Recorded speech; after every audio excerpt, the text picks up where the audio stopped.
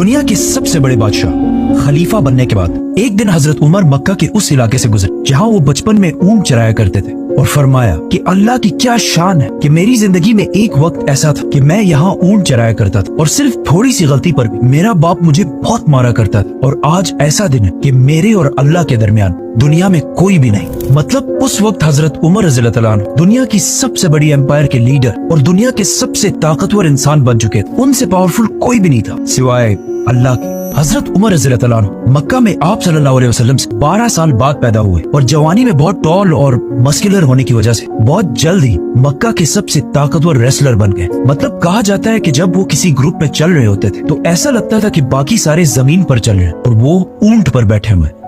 इस सब के बाद आहिस्ता आहिस्ता हजरत उमर रज़ियल्लाहु तआला अन्हु अपने कबीले बनु अदी की लीडरशिप संभालने लगे और मक्का के बड़े बड़े सरदारों के साथ मीटिंग्स में बैठने लगे और कुछ ही अरसे में कुरैश के सबसे टैलेंटेड एम्बेसडर बन गए। और इसके साथ ही उन्होंने अपना इम्पोर्ट एक्सपोर्ट का बिजनेस भी स्टार्ट किया, जिसमें वो मक्का, यमन, सीरिया के बीच हर वक्त ट्रेवल करते रहते थे। और जब फाइनली हजरत उमर रज़ियल्लाहु तआला अन्हु की एज 27 हुई तो मक्का में रसूलुल्लाह सल्लल्लाहु अलैहि वसल्लम ने नबूवत का ऐलान कर दिया और इस्लाम की दावत देना शुरू कर दी। लेकिन हजरत उमर रज़ियल्लाहु तआला अन्हु ने कुरैश का एम्बेसडर और स्पोक्स पर्सन होने की वजह से इस्लाम की पहले सख्त मुखालफत और मुसलमानों के खिलाफ अपने मामू अबू जहल के साथ खड़े हो गए। इस्लाम से पहले हजरत उमर रज़ियल्लाहु तआला अन्हु की रेपुटेशन कोई इतनी अच्छी नहीं थी क्योंकि वो बहुत सारे एंटी इस्लामिक एक्टिविटीज में इन्वॉल्व रहते थे, मतलब शराब और जुआ वगैरह। जैसे जैसे वक्त गुजरता गया आहिस्ता आहिस्ता हजरत उमर रज़ियल्लाहु तआला अन्हु की पोजीशन मुसलमानों के बारे में थोड़ी बदलने लगी। इसीलिए एक दिन जब वो मक्का में एक गुलाम के पास से गुजरे जिसे उसके मालिक अबू जहल ने मुसलमान होने की वजह से मार मार कर ऑलमोस्ट बेहोश कर दिया। जब हजरत उमर ने देखा कि किसी और ने उसकी मदद नहीं तो खुद जाकर उसे हाथ दिया और उसे उठाया, जिस पर उस गुलाम ने हजरत उमर से कहा कि वल्लाह आप उन दोनों में से बेहतर है,